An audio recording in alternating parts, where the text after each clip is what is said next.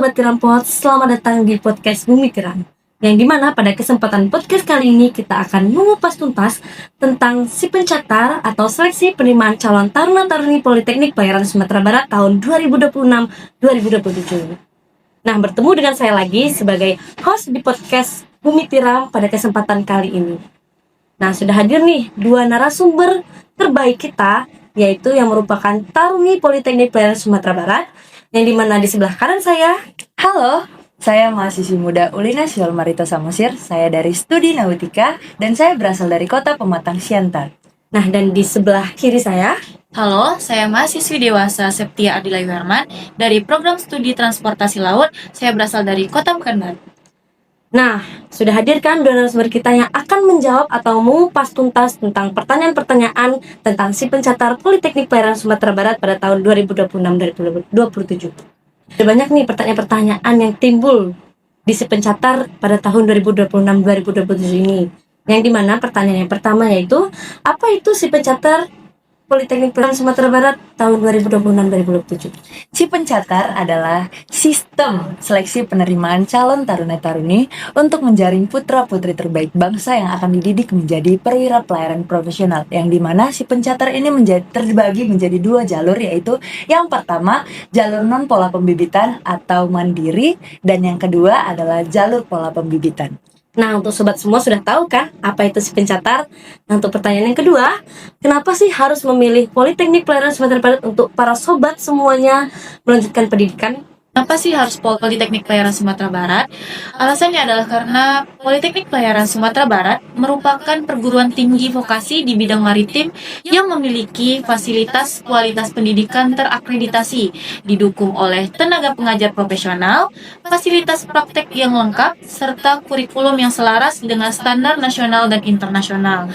Selain itu, Politeknik Pelayaran Sumatera Barat membentuk mahasiswa yang tidak hanya unggul dalam kompetensi teknis nih, tetapi juga berkarakter disiplin, berintegritas, dan siap bersaing di dunia kerja maritim.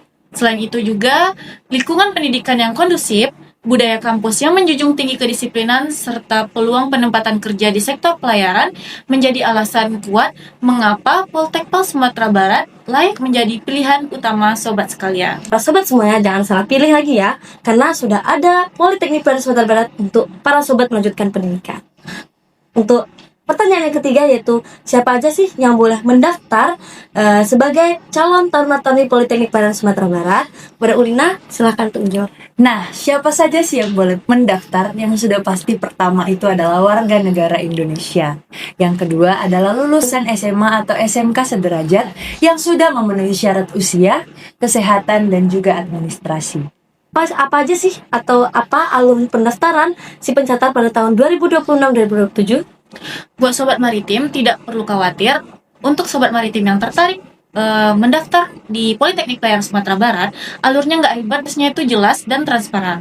Mulai dari pendaftaran online, adaptasi administrasi, tes kesehatan, akademik, hingga tes kesemaptaan. Semua tahapan akan diumumkan secara resmi melalui kanal Politeknik Pelayaran Sumatera Barat. Nah, untuk sobat semuanya nih, kanal Poltekpel Sumbar ini ada websitenya. Nah, jadi untuk websitenya ada di bawah ini ya. Ini tinggal diklik saja.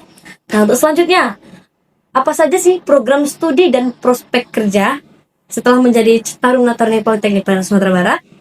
Politeknik Pelayaran Sumatera Barat memiliki beberapa program studi. Di antaranya adalah yang pertama, D3 Studi Nautika, yang kedua, D3 Teknologi Nautika, dan yang ketiga adalah D4 Transportasi Laut. Lulusannya banyak yang bekerja sebagai perwira kapal, awak kapal niaga, maupun di sektor maritim lainnya, baik internasional maupun nasional.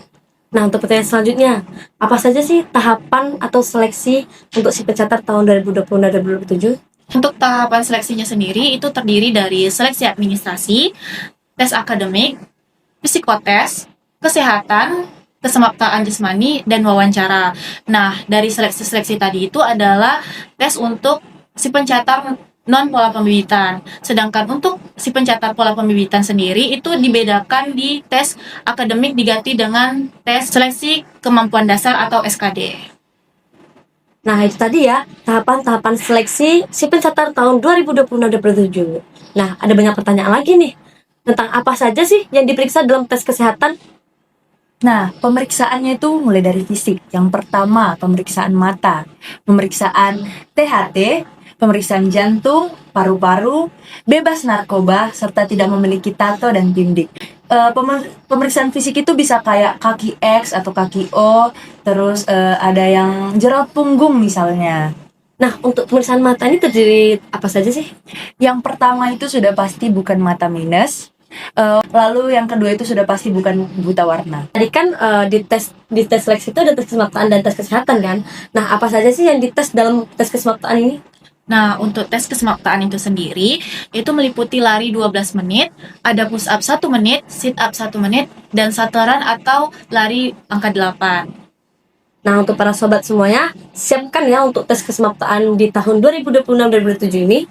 Nah, untuk selanjutnya nih, apakah taruna wajib tinggal di asrama? Benar sekali. Jadi, mahasiswa-mahasiswi itu wajib tinggal di asrama dengan sistem pembinaan berbasis HSSEC atau Humanis Smart Sustainable Eco-Friendly Campus.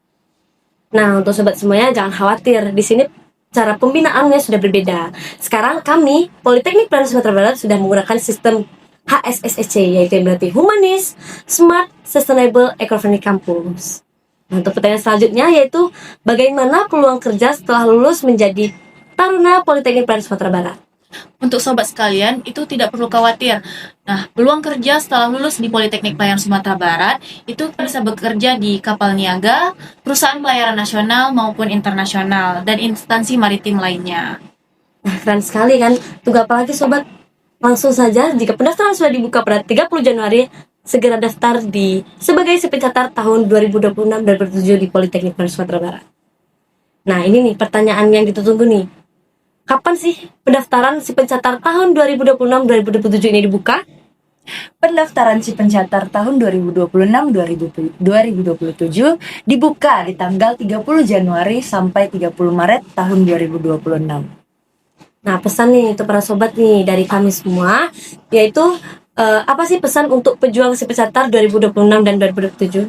Persiapkan diri, Jaga kesehatan, Kuatkan mental dan niatkan untuk mengabdi menjadi generasi emas pelayaran Indonesia. Itu saja seputar pertanyaan tentang si pencatat tahun 2026-2027.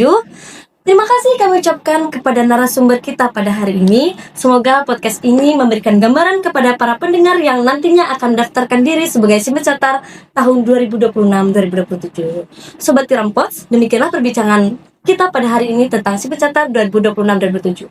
Jangan lupa untuk terus mengikuti Bumi Tiram untuk obrolan menarik lainnya seputar dunia pelayaran dan kemaritiman.